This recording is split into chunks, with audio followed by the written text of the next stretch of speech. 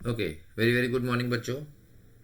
बेटा, यहाँ पे जो क्वेश्चन दिया हुआ है ये हमें दिया हुआ है बिटसेट 2016 का।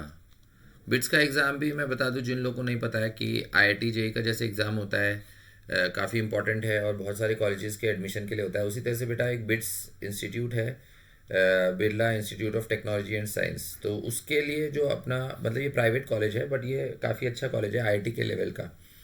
तो इसके लिए जो अपना एक अलग पेपर होता है जिसे बिटसैट बोलते हैं। तो बेसिकली यही मैं बोल जो क्वेश्चंस ले रहे हैं ये बिट्स के ही पेपर से ले रहे हैं, जैसे 2016 का क्वेश्चन है। तो बहुत सारे बच्चे जो हैं इसमें भी, ये थोड़ा सा कॉस्टली जाता है लेकिन इसमें मतलब ये इसका जो रैंकिंग है बिट्स का वो आपका आईआईटी के इक्विवेलेंट ही माना जाता है और इसमें काफ़ी प्रेस्टिजियस कॉलेज है। तो अगर आप जेई के साथ साथ इसको भी आप टारगेट कर सकते हो, है ना। तो इसके एक क्वेश्चन लेते हैं, 2016 का प्रॉब्लम है। एक रे ऑफ लाइट है जो कि एक पॉइंट से आ रही है। वो पॉइंट के कोऑर्डिनेट्स हैं बेटा, इसको मैं पॉइंट बोल देता हूँ। तो वो पॉइंट के कोऑर्डिनेट्स हैं 1, 2। ठीक है। और वो एक पॉइंट ए से रिफ्लेक्ट होती है एक्स एक्सिस के ऊपर। तो ये जो लाइन है ये एक्स एक्सिस है। ठीक है, ये लाइन एक्स एक्सिस है, पॉइंट ए से वो रिफ्लेक्ट होती है। और रिफ्लेक्ट होने के बाद बेटा वो दूसरे पॉइंट से पास करती है क्यू, जिसके कोऑर्डिनेट्स है 5, 3। रिफ्लेक्ट होने के बाद दूसरे पॉइंट से पास करती है जिसके कोऑर्डिनेट्स है 5, 3। ठीक है, ए पॉइंट एक्स एक्सिस पे लाई कर रहा है तो उसका वाई कोऑर्डिनेट जीरो हो जाएगा, एक्स कोऑर्डिनेट हमने लैम्डा ले लिया। तो अब आपको ए के ही कोऑर्डिनेट्स निकालने हैं। ठीक है, ये एक कॉन्सेप्ट है। तो बेसिकली इसमें रिफ्लेक्शन का कॉन्सेप्ट यूज़ हो रहा है।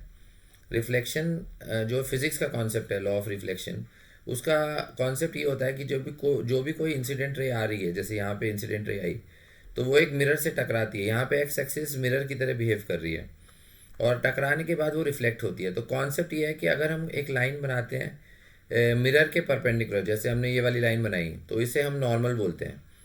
तो इंसिडेंट रे जो नॉर्मल के साथ एंगल बनाती है theta, same angle reflected ray भी नॉर्मल के साथ बनाती है। तो ये वाली लाइन हमारी इंसिडेंट रे है और ये वाली जो लाइन है वो हमारी रिफ्लेक्टेड रे है, आर आर।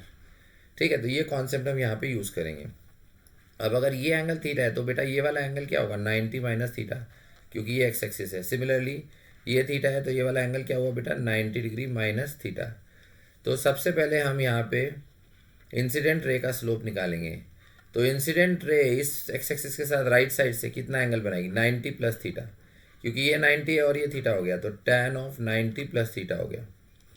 अब ये सेकंड क्वाड्रेंट में जा रहे हैं, राइट। ये हमारे पास बेटा सेकंड क्वाड्रेंट में जा रहा है। तो सेकंड क्वाड्रेंट में tan की वैल्यू नेगेटिव होती है और 90 पे चेंज होता है तो इसलिए माइनस कॉट थीटा हो जाएगा। करेक्ट, एक मिनट, हाँ, माइनस कॉट थीटा हो जाएगा। 90 की वजह से tan का कॉट में चेंज होगा, सेकंड क्वाड्रेंट में tan नेगेटिव है।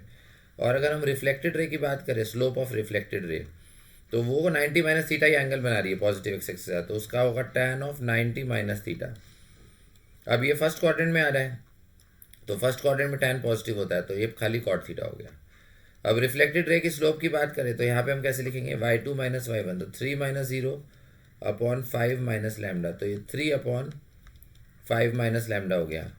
और अगर इंसिडेंट रे की बात करें यहाँ से, तो यहाँ पे भी 2 पॉइंट दिए, एक पॉइंट 1 2 है, दूसरा लैम्डा 0, तो इसमें भी वैसे ही करेंगे, y2 माइनस y1, तो 2 minus zero upon 1 minus lambda. समझ आ रहे हैं, 2 minus zero upon 1 minus lambda. तो ये बेटा हमारे पास दो इक्वेशन आ गई, इक्वेशन 1, ये इक्वेशन 2। और बेसिकली हमारा टारगेट क्या है, हमें लैम्डा फाइंड करना है बेटा। तो आप क्या करो, फर्स्ट इक्वेशन को सेकेंड इक्वेशन से डिवाइड कर दो। Divide first equation by second equation, तो उससे हमें क्या होगा, कॉट थीटा कैंसिल हो जाएगा, minus cot theta divided by cot theta हुआ। और यहाँ पे क्या आएगा, 2 अपॉन डिवाइड में 1 माइनस लैम्डा, और इसको फिर डिवाइड करो यहाँ पे 3 अपॉन डिवाइड में 5 माइनस लैम्डा, तो कॉट थीटा कैंसिल हो गया।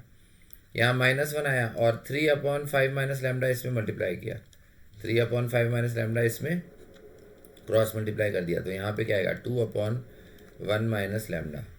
ओके, अब वापस क्रॉस मल्टीप्लाई करो तो -3 को 1 माइनस लैम्डा से मल्टीप्लाई, -3 इंटू 1 -3, और -3 इंटू माइनस लैम्डा तो +3 लैम्डा, 2 इंटू 5 10 और -2 लैम्डा। तो बेटा 2 लैम्डा इधर आया, 5 लैम्डा, और 3 उधर जाएगा तो 13, यानी लैम्डा की वैल्यू जाएगी 13 अपॉन 5।